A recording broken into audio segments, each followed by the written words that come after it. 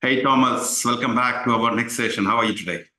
Hi, Dharam. I'm fine. I'm perfectly sitting here in my office in Germany. It's not too hot yet, so although it's summer, and I think it's hotter in the US in the moment. How? It is hot. Dallas is hot today, and Yeah. it's just because I'm sitting inside and I can see outside very sunny. It's good to see from inside out. It's good. No, no, we have had even some rain last week, but now it's about 20 degrees, and for Hmm. me it's perfect. I don't need 30 or 40 degrees, you know. Yeah. All right. So Thomas, today's topic is really interesting. Okay. So what people think about risk in reality. So that's the topic for us today. So risk, everybody has different perception about risk. Some are very, they know what to do, what not to do, and they think there's a negative, positive. Everybody is different in their way. So what's your thoughts? Yeah, I think it's in the topic already. Now, what do people think about whatever in reality means? This whatever is somehow not really accepted in reality. So Hmm. because there might be a theory and a standard, everything, and as it is with risk, and people don't do it. And if you talk about people, though, who is people? So yeah, you know, um, I certainly know that there are some people who are running projects like in the nuclear industry, like in space industry. They certainly do a lot of risk analysis, or even, I once worked for investment bankers. Yep. Yep. I did some projects, and they have very sophisticated risk management software where they understand the market risk and the risk of certain transactions. At least the systems pretend that they give them a good insight into the risks, and then they act accordingly. And Hmm. I think, these are already working on artificial intelligence systems who are helping them to understand the risks of intended transaction. So yes, there are people who are utilizing risk management concepts, theories, processes, formulas, Hmm. but you're right, coming originally from the software industry, we always knew there is risk, but we didn't care much. We because we had so much to do and we were under time pressure. We concentrated on the down to earth practical things, Hmm. which was chasing milestones and yeah, looking for bugs and trying to do that. But thinking ahead, what could go wrong is not really a feature of a software project manager so much. No, but that's important for us to know. Like you talk about the milestones. If we reach about to reach milestone, we hit by somebody some major defect, major problem. What do you do? Yeah. Could you fix that? But do we have money for that to cover Yeah. the risk? Well, I have seen software project managers utilizing risk management structures. Yeah, and Hmm? certainly I'm working for IBM, and we had software projects, other projects. We had very sophisticated methods to do that. But anyhow, you go to a customer, you look at let's say agile team. They rarely understand what they are doing in coding and trying to understand the requirements and everything and the agile mindset and this. They don't care much about risk, and it's we are doing so much software, and most of the teams are not very experienced. Most of the teams are very small compared to other teams. If you build a power plant or a factory, um, then maybe you have 10,000 people on the project. Then you have to employ some risk management. Yeah. And if it's only to cover your ass, to make sure that if something goes wrong, they cannot blame you not to do it in the right way. But it also helps. I heard about a big construction project in Mozambique, actually. So I was once at a PMI conference in South Africa, in Johannesburg, and then they there was a presentation about this Mozambique factory, and it was had a lot of big trouble with logistics. No streets go in there, and they had to build a harbor to get in the goods and whatever, And the point is, they had one target. Zero fatalities. And if you have 10,000 workers on a construction site, Yeah. you might have dead people every week.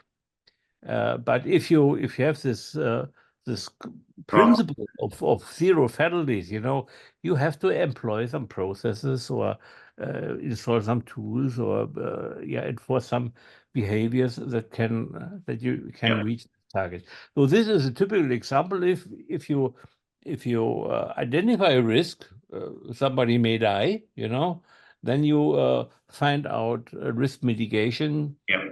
responses, and then you implement them. And it might cost money, but in the end, with the human life, maybe people say, okay, it's worth the money.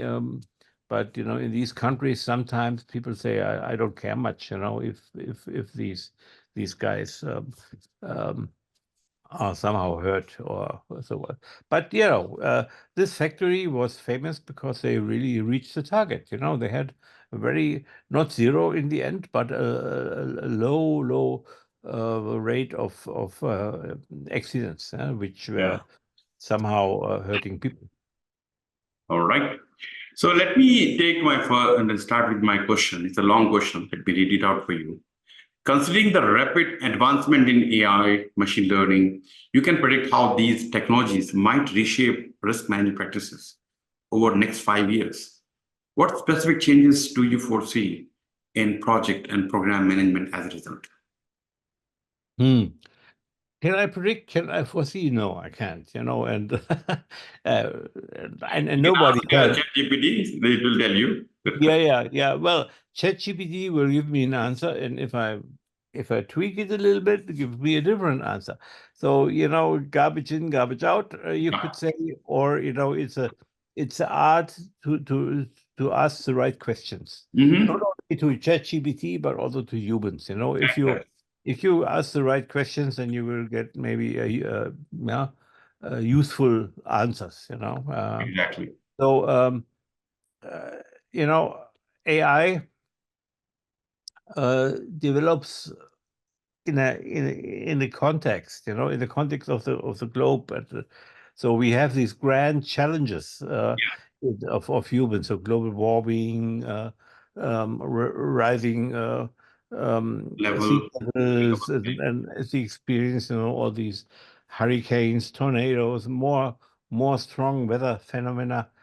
And there should be some initiatives owned by whom. It cannot be one state, by the UN, maybe by whomever, and they will only be successful or create some solutions for these grand challenges if they utilize AI, Yeah. in this, because only AI can look at all the parameters that are around it. No human being could do that, and not even there are existing concepts that could cover this kind of um, uh, context-based VUCA, if you want, this volatility and the changes. So yeah, AI will help us with that, and it's necessary to tackle it. Though, I read an article recently about the grand challenges. It's really something we are just starting working on. And maybe the 17 UN SDGs have been one first idea for that. Reduce hunger and make sure everybody has clean water and all this stuff. Um, these are targets, but the challenges are the projects to achieve these targets. And what will we do with that?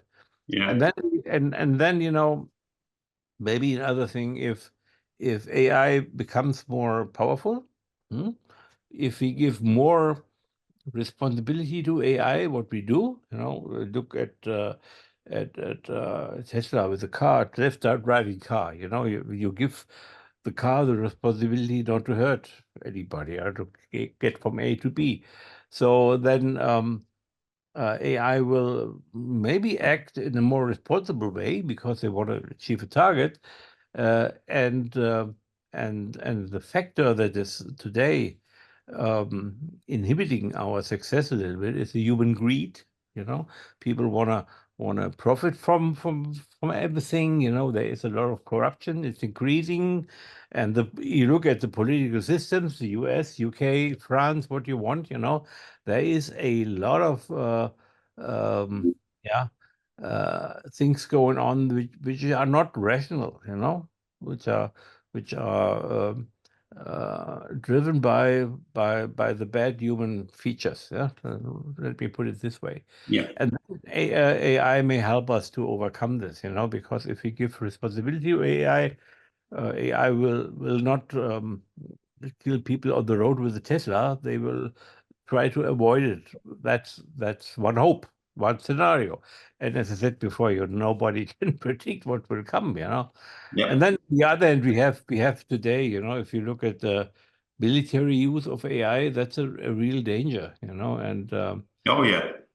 yeah, so if you have a swarm of killer drones, sent out. Uh, if it's 2,000 killer drones, there was a film I recall with where the president was attacked by such a swarm of killer drones, and this film is maybe 10 years old, so it's not a outlandish thought that this kind of weapon could be developed or is Yeah. already developed and is used and utilizes AI for sure. So if I look at, because the question was about risk management practices, and how are they now, Mm. and are they useful? And then my thought was, if you look at project management, I don't think that risk management is too successful within the realm of project management, because as I said, vast amounts of project managers don't really understand or use it or think they don't have the time. Big projects, which are in my way rather no programs than projects, they might they will use risk management a little bit more because they are looking for opportunities too, for the positive things, and then looking at probabilities and what was the impact and the value and the benefits additional coming out of that. But here is the problem, that program management itself is not well understood. We Mm. have now 4,000, 5,000 certified PGMPs compared with 1.5 million PMPs.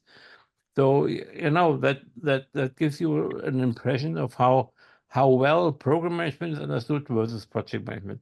And they still talk about mega projects. So if you look at Olympics or Yep. building cathedral or whatever, it's these initiatives are not projects at all. These are really programs. A lot of different people and parts and whatever come together, Yeah. and and one of the main problems with them is that they are not predictable. Really, you can why would you say at the beginning this thing costs 10 million, uh, and you have no idea, and well, the idea is to get an approval to start, and then you will see what comes out. Yep. And they always cost maybe 10 times as much, or and take 10 years longer and whatever. All except for the Olympic Games, I'm really astonished. All Olympic Games came in on time, on schedule. All of them. They have no option, then they have to complete before the time. Exactly. Maybe they missed some milestones, Yeah. Yeah.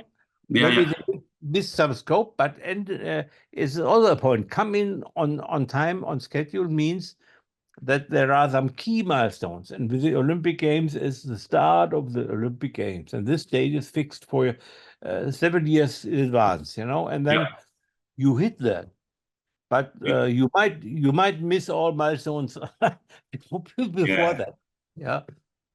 Olympic Games is not just a project, it's a mega project. And it's a repeat one. Like, you have done in Paris, then you have in Beijing, then you have Sydney. Yes, locations are different, but pretty much they know what to do to start. And of course, there are other environmental factors. Like last time we have COVID, then they have to move the dates. That's other thing.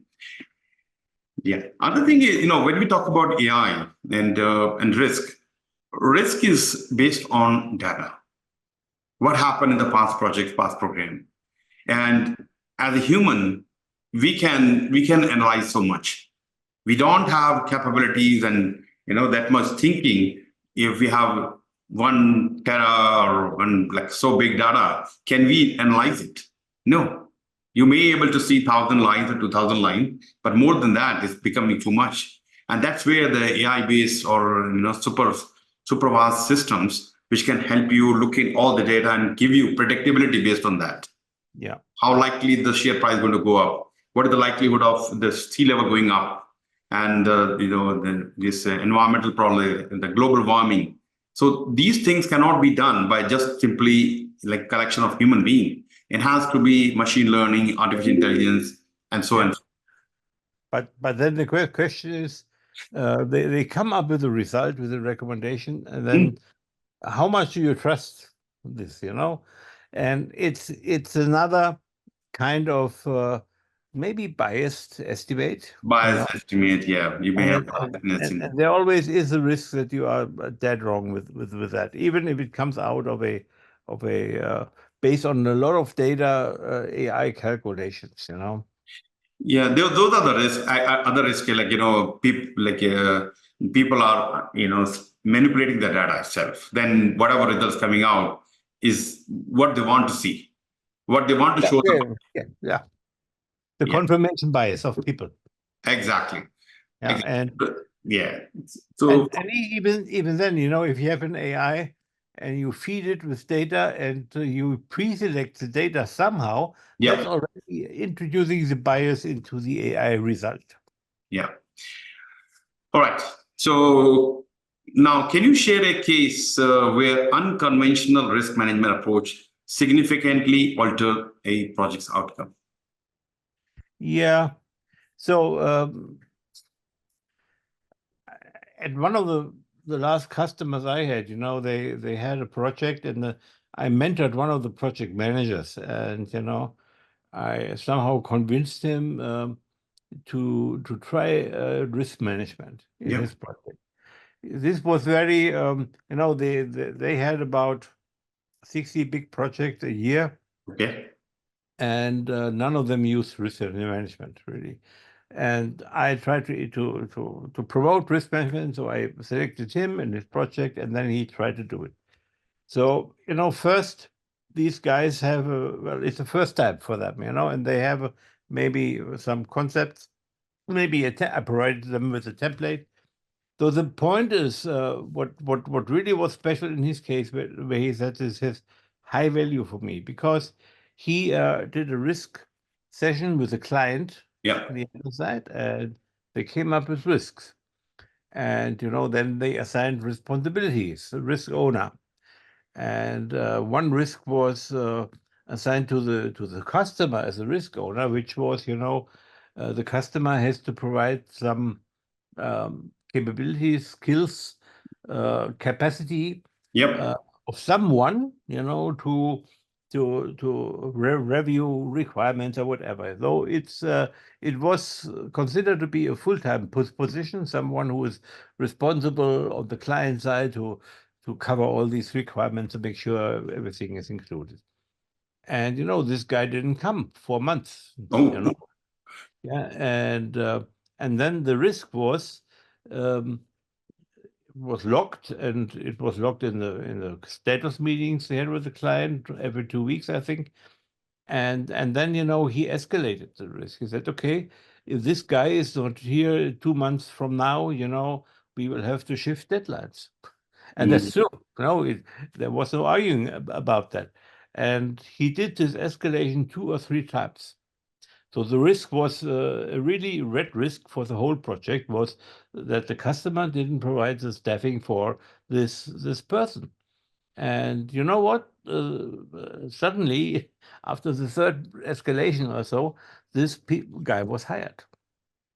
So using risk management as a pressure tool towards the client, if you make it transparent, if you document it, you know, the Yep. client will become nervous, and he will be forced to act and to do something. And he did in this case, and this somehow yeah, helped the project. It's a good example of, you know, you are a project manager, you have normally no power, you know. You Mhm. have to execute, and the client sits there and he hits you on the head and everything. Now you build your power base based on a transparent risk management, and that's what he did. And then he increased his influence, and he increased his power to make the customer do something, and to collaborate. And Yep. you know, he found out this, and that's an excellent example. You need a lot of these influence power sources as a project manager, because you don't have power in the beginning. Yeah, that for sure. Good. Thank you for sharing the example. It's a good example. So thanks so much for sharing. My next question is, how do quantitative metrics influence the decision-making process in risk management? And what key performance indicators do you find most useful, valuable? Well, when we discuss this risk management in some kind of projects is not very much used. And this means, you know, not even the qualitative risk management, when you just say, okay, high, medium, low risk, and have to do something about it.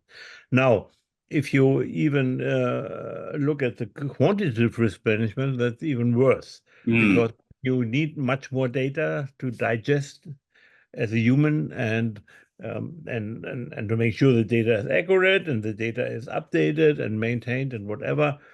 And then you need to use different constructs, you know, like Monte Carlo or whatever, you know, that you have different tools to provide you with some yeah, indicators, huh, where you have the risk. So yes, if you do it, if you are accustomed to it, then it's really helpful to, let's say, calculate for contingencies, you know. yep. Then that's one thing. And the other thing is, you know, um, uh, only if you have these quantitative data, you can use techniques like decision matrix or decision Yep. trees, you know, and another tools in the risk management area. So if you go uh, again to the example of investment banking, you know, they have very sophisticated tools, and nobody really understands them. You know, they have been developed, and they have been proven to be trustworthy, and they use it, you know. And so uh, I don't think that the but umbrella project, you know, the small projects taking 9 months, that they will invest a lot of money in trying to use quantitative risk management. Do you have another opinion or insight into that topic? Yeah, look, risk management is actually a very interesting area where when we talk about, and it also depends the maturity of the risk managers, of course, the project manager, and how much risk they are actually identifying in advance. So one of the topic, and you probably know, risk exposure, risk exposure index. Now, most organization has risk profile. Okay, to achieve this vision, mission, objective, we have to do all this thing, but we have a risk profile. We going to take the risk between this, somewhere in the range. Now, you may have project managers, they're doing risk management or uh, risk identification, but also level of education or level of interest they have in the risk identification. So somebody Yeah. who's very smart, who understands the risk management and find under risk. And another project, just for the meeting the audit purpose or some formalities, he may have 5 or 10 identified risks. Yeah. So Yeah. on paper, project A, which has 100 risks, is looking bad. But the project B, only 5 or 7, 10 risks. Great project. But in reality, project A is in better position because you have identified what can go wrong, and you can work out your mitigations. If you know something can go wrong and you have a plan, you are very well prepared. But on the other side, which 5 or 7 risks, you have not identified all the risks. You're not prepared. If something goes wrong, you don't know what to do. So you're saying, the number of risks you identified and you are somehow handling is an indicator of how well you are implementing the risk management process. No, there's two things. One is identification of the risk, how many you have. The second is how much you have covered. There's another term called business exposure index. How much we are exposed. So if you have risk identified and you have a mitigation, then your exposure is less because you are prepared. On the other hand, when you don't know the risk, you are not prepared, and if the risk happen, you don't know what to do, and things go wrong. Yeah. Well, there are two aspects I want to mention here. The one aspect is, if you're talking about a number of risks, these are let's say the known unknowns. You have identified potential situations, and you have done that. But then there are the unknown unknowns, and they flow into you might say overall risk exposure of a project. And at least in the PMBOK guide edition 6, there was this. They introduced this concept of overall project risk, which is not really represented by the number of risk events, but an overall thing. And if I recall what we did at IBM, at IBM we had a standardized risk Excel sheet. There were several hundred questions in there. Yeah. And if you answered all these questions on a level, some with numbers, some with yes or no, and there were some sections, and there came out, a risk profile for that project. Yeah, that's what it is. And this profile was somehow not really, well, there were some specific risk events also identified, but it gave you an overall picture of the project risk. And what IBM then did, this Excel sheet brought out a risk level between 1 and 10. And 10 exceptional risk, and 1, okay, handleable. And every of these 10 risk levels was associated with a percentage of additional risk reserves to be applied to the budget. And you try to bring down the level, but sometimes there were some key questions, and if you couldn't answer them with a satisfied, then they will push up the level. So that's what IBM had. It was a very useful tool. It was mandatory, and it could be done by everybody easily without training. And you just got a list of recommendations for mitigations, and you've got a risk level as a KPI if you want, And then sometimes if you had a risk level 8, 9, 10, sometimes they said, okay, we won't do that project. It's as simple as that. If a project starts with a risk level 9, you think twice, should we do it? Exactly. That's where the risk exposure, risk profile, and risk exposure, these things can be useful, especially when you're talking high profile, high value programs and projects. These things can be very useful. All right. Next question is, in your experience, how have a successful organization transformed their perception of risk from a threat to an opportunity? Can you discuss specific decision-making changes this shift has brought about the risk management practices? I haven't seen many organizations, if successful or not, that really use the opportunity part, the positive part of a risk. And the reason for that is that most organizations look at project management still as a tactical tool to implement Yeah. initiatives, targets, whatever, and then you want to understand, okay, what can get in the way. And most organizations look at project management like that, and they miss the idea of program management. So again, if they would use program management concepts, then it's much easier to look into opportunities, because that's part of the program manager thinking, of the mindset, to understand there are changes in the environment, and I have to analyze the changes, and maybe some changes are opportunities. Yeah, and then if these opportunities are for what? They are for increasing my benefits, and for maybe adding benefits to what I do. And so a program manager is more likely to look at this than a project manager. So I would say, so organizations that are successful uh, uh, utilize this perception of opportunities if they understand what benefits management, what program management is, if they use it. But if they are sticking with the PMO and project management, they will probably miss it. Yeah. I mean, I can see some example, like, COVID was a classic time when things were literally stopped for everyone.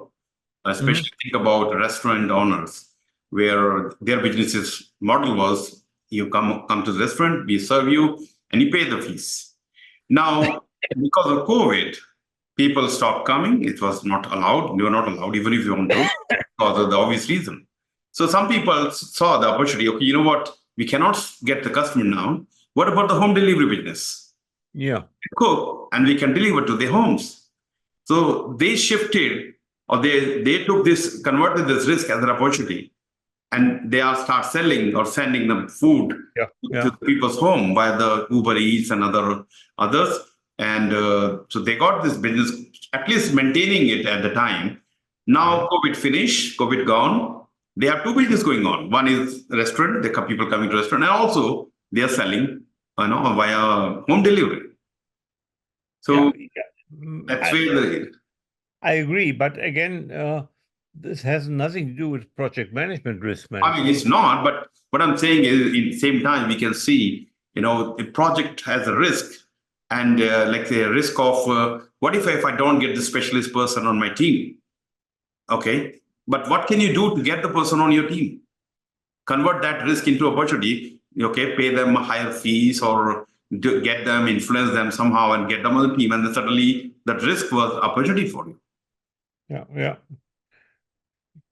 Well, Yeah, yeah, if the outer pressure, outer changes are so important, and these are organizations, companies, and they ran the risk to go out of business because, they in COVID time they couldn't touch their customers. And then yes, though these business owners or startup owners or whoever, the entrepreneurs, they more act like program managers, and they don't act like project managers. They yeah, act, yeah, and I found that with there was a shop selling baby clothing in somewhere in Bolivia, and we had a workshop in Corona times, and this shop came up, and we have a problem. What should I do? And exactly, they have a customer base, but the customer couldn't visit them. Though, what could they do? And actually, yeah. So this kind of thinking by well, strategy consultants. It was a group of strategy consultants. They came up with some potential solutions, and then they should use the scientific method, meaning, they have an idea where to go, and then, and this idea is a hypothesis. Will it work that we ship this clothing to the people? And you have to to define an experiment to see if this idea is feasible. yeah. And then you have to pivot probably, because it's not feasible the first time. You have to pivot, you twitch the idea or find something else, and until you find this one idea that is working. Exactly. And you know that's the point. A project manager would rarely understand this kind of process. It's not only the thinking that, now I have an opportunity, wonderful.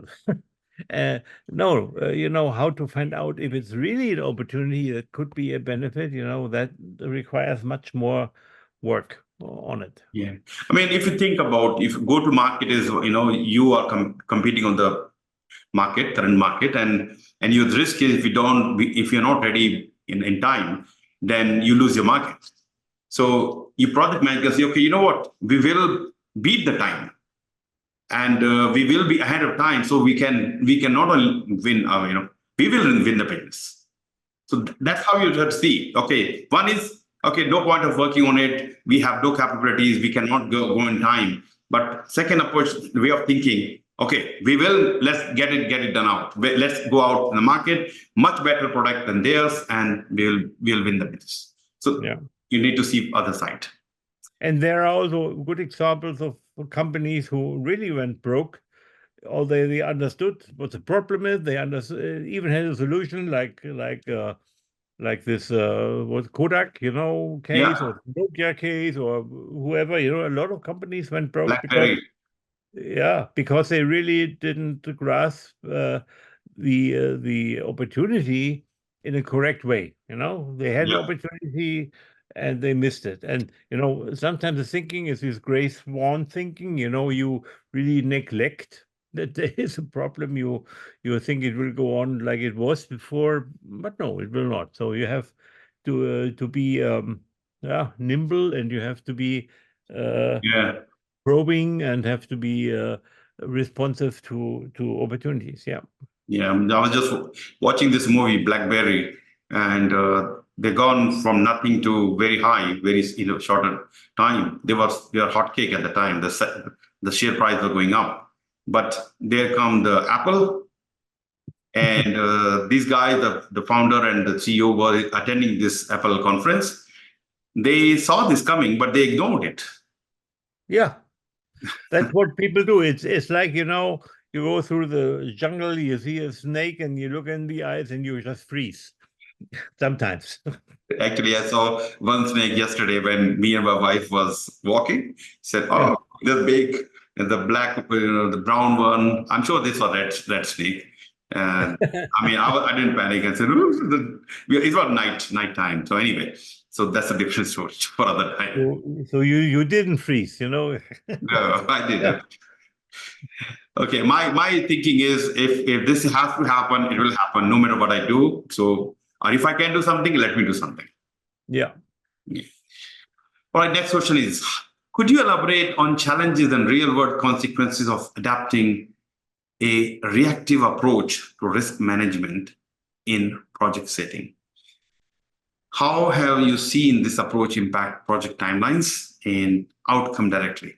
We're talking reactive approach. Well, yeah, let me look at the both sides, the threat management, risk management threats. Uh, and when you are reactive, you might miss the trigger point when you have really the chance to limit the damage that will be done. So you can be reactive uh, in the beginning when you look at the responses. So you are reactive and then create the responses. You just like a plan B. Something happens, there's a trigger there, and then you pull the trigger and you do that. Um, or you can be reactive in the way of monitoring. So if you don't monitor correctly the risk triggers you have set, then uh, you might miss the point when you have to draw this plan B and implement the response. So preparing in that is everything. So and I say continuously have to identify what could go wrong, and I would really put that as an agenda point, and I did that. Put it as an agenda point on my status meetings to talk about risks. Yep. And if I present it to steering committees, it's always a section about risks, you know. And again, here I use the risks for two purposes. So in that, the one purpose was to ask for support. If there is a risk and it's a big risk, and I say, okay, it can be mitigated or responded to if I have this and that. I could ask the steering committee to support me here, and it's a good way to ask for support because they feel good, and if they can do it, and then normally you have to be aware what you're asking for, if they can do it, and that's the one thing, and the other thing is to avoid surprises.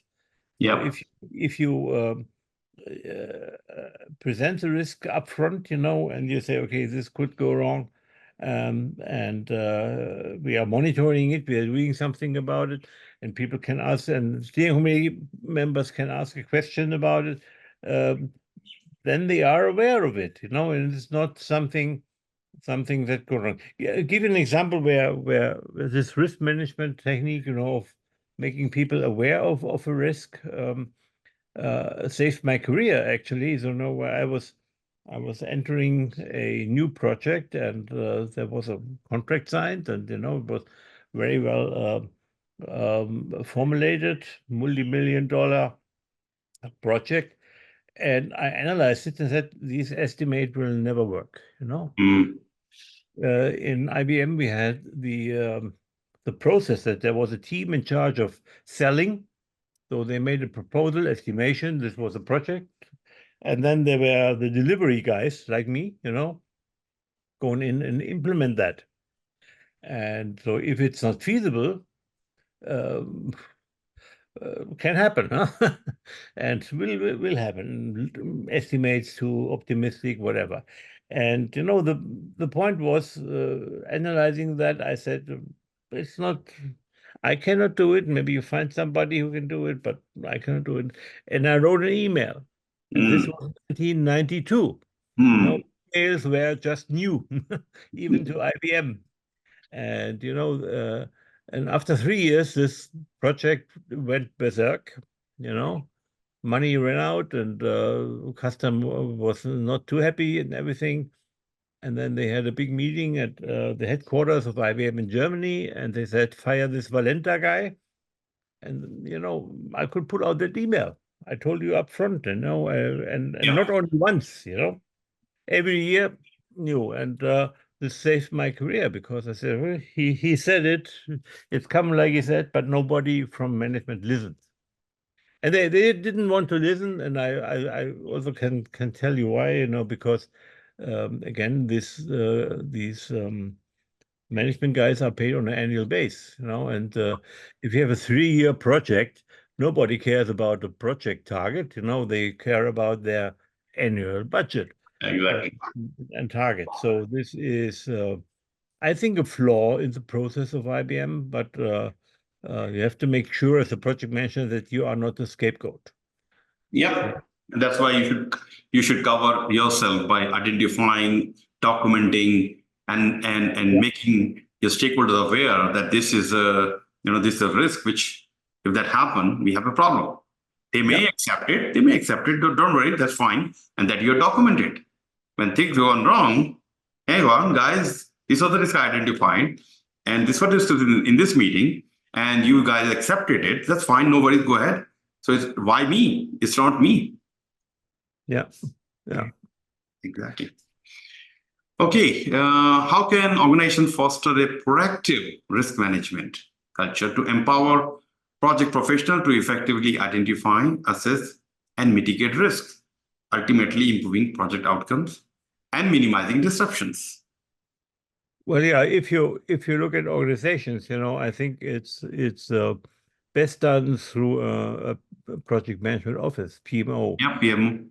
to implement some standards, some, let's say, um, to increase the organizational maturity regarding risk management. All companies have an enterprise risk management. They have it, and there is the auditor coming in and looking at the company risks and analyzing, the balance sheet and everything. And you might have an internal audit for the board, giving you some risk statements about how is it doing, and there's always something to improve, so that's not a big deal, that you have an internal audit doing that.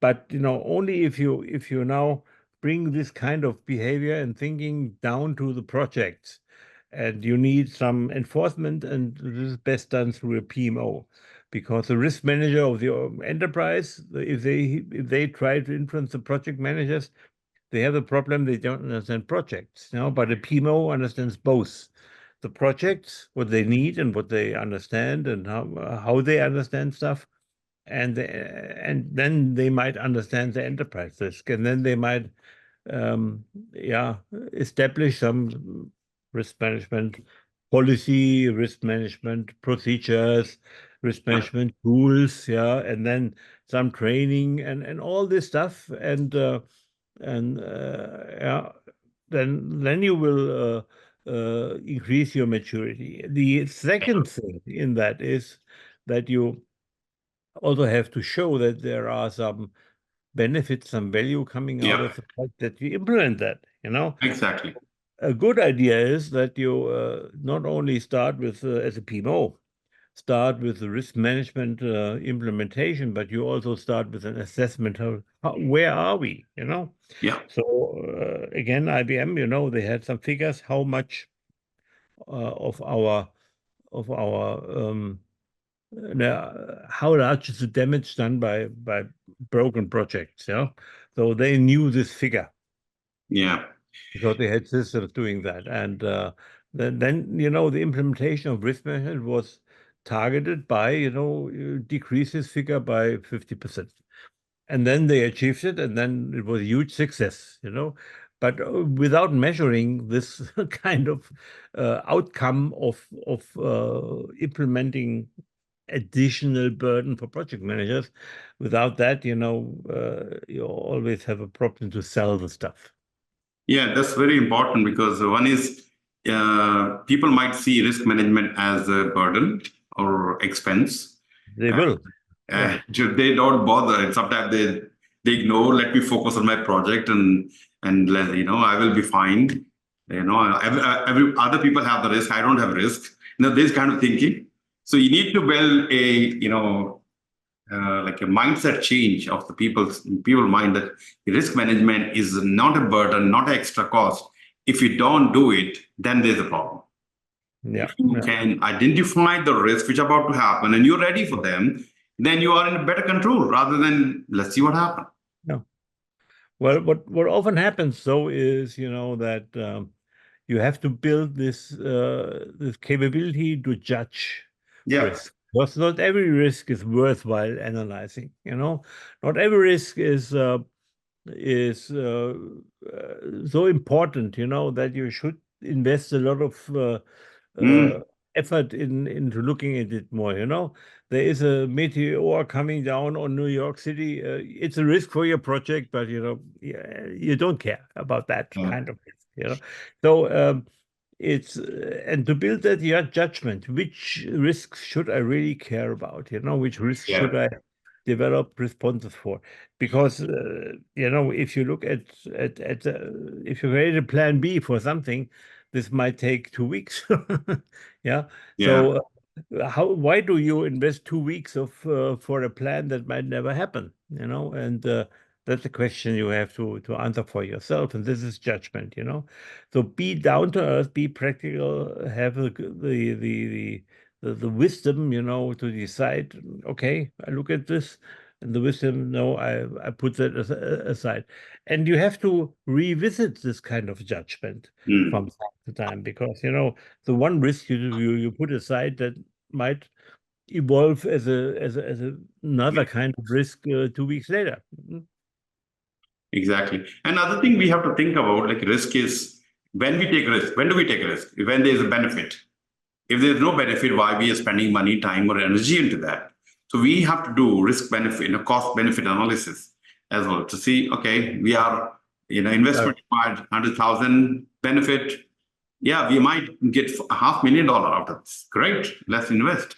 Or we may get only 120,000. Is it really, enough? motivation for us to put our money. What if we lose all the money Yeah, for yeah, the sake of 20,000 extra? Yeah. So yeah, Thomas, it was great discussion. Thank you for sharing your insight about risk management or what you have learned over a period of time. And I'm sure when a lot of people when they are watching this and they can apply risk management in an optimal way, not too much, not too less. Okay, optimal. Sometimes we overdo it. That's where when yeah, we overdo it, that's where sometimes when we don't never start the project. Oh, it's too much risk.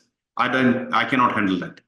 But you need to take a risk based on possibilities as well. Okay, there's a yes, possibility of going to risk, and we like to win as well. Okay, let's see the chance of winning as well. yeah. Yeah. So Thomas, thank you once again, and it was a pleasure talking with you as usual. And I will see you again very soon with another topic. Yeah. Thank you, Dharam. Very interesting topic. And I think, risk management is in every standard and it's a part of project management. And I think, as I said before, it's important to have the mindset in the organization because the risk management benefits the organizations more than the individual project. So if you do it in the same way, then you can have more people doing it, and then you will reap the benefits coming out of risk management. Yeah. Another thing is PMI do have a certificate called PMI RNP. Yeah. So most beneficial to the project managers and risk management specialists. They should look this certificate more holistically, how that they bringing the knowledge of RNP standard can change their project and organization as a whole. Yeah. True. Okay. Dharam, thanks Great. again. Thank you. See you again. Bye. Bye-bye.